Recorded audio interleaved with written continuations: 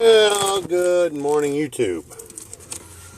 Didn't get a chance to watch the newest episode of Alone last night. Was very busy. So I just got through watching it now. And if you don't mind, I've made a few notes. I will tell you right now that it started off, the first few minutes were about the same as last week's episode. I was thinking a little lackluster. But it got much better in short order. So here are my takeaways from watching the second episode. Chris tapped out right at the very beginning of the episode. Fear of dogs. Well, being bit as a kid, I understand it. I wouldn't have made that choice, but that's me. But I understand it. Fear of dogs because of being bit. I'm not going to fault him on that one. Joe. He's trekking around looking for water. This is before he sees the bear. Okay. He's trekking around looking for water and walks right past a serviceable source that would not even need to be boiled. If I saw correctly, and I'm pretty sure I saw what I think I saw, he walked right past Watervine. Oh. For those of you who are not as woods experienced, watervine is another way of saying grapevine.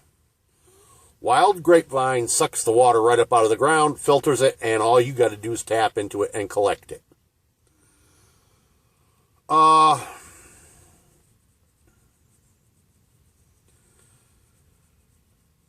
Then he starts complaining about the site he's in. Well, the first thing I thought was, well, if you don't like the site, pick up and move. Sure enough, he does later in the video. Let's move on to Lucas. Made himself into a peacock bass with those fake eyes. Cool notion. Hope it works for him. I can't say as I've ever thought of using such a thing in cougar country, but hey, the concept is valid. Wayne. Good joke. Back to Joe. It was a good choice, like I said, to pick up and move. Mitch.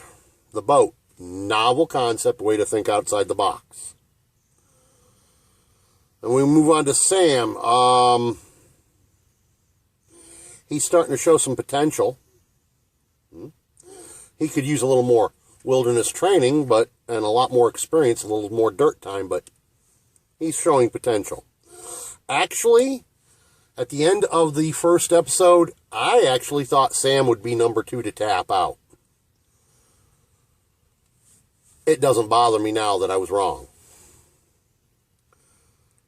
Brian, filtering your water through moss? Really? Good luck with that. Alan cooked a slug for something to eat. I've never thought of doing that. For me, the slug would have been bait. Fishing line and hooks. But now that I've seen somebody do it, actually cook the slug and eat it and said it tasted like shrimp, a little chewier, I might actually give that a try if I were out there. Try anything once, but I'd never thought of that. Joe lost his ferro rod. Now, I'm sure all of you know exactly what I'm going to say about that. Amateur mistake.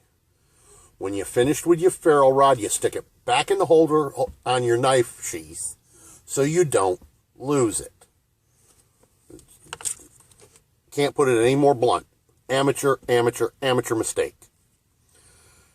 Because in that kind of terrain and that kind of weather conditions, fire is life. Fire can be protection from the predators. Fire cooks your food and purifies your water. That ferro rod is life, pure and simple.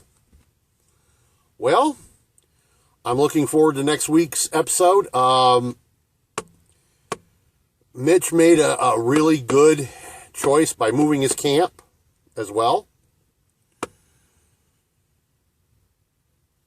In my opinion, he should have done it sooner, but he got it done, and he got him some water. We'll see what comes next week. Peace.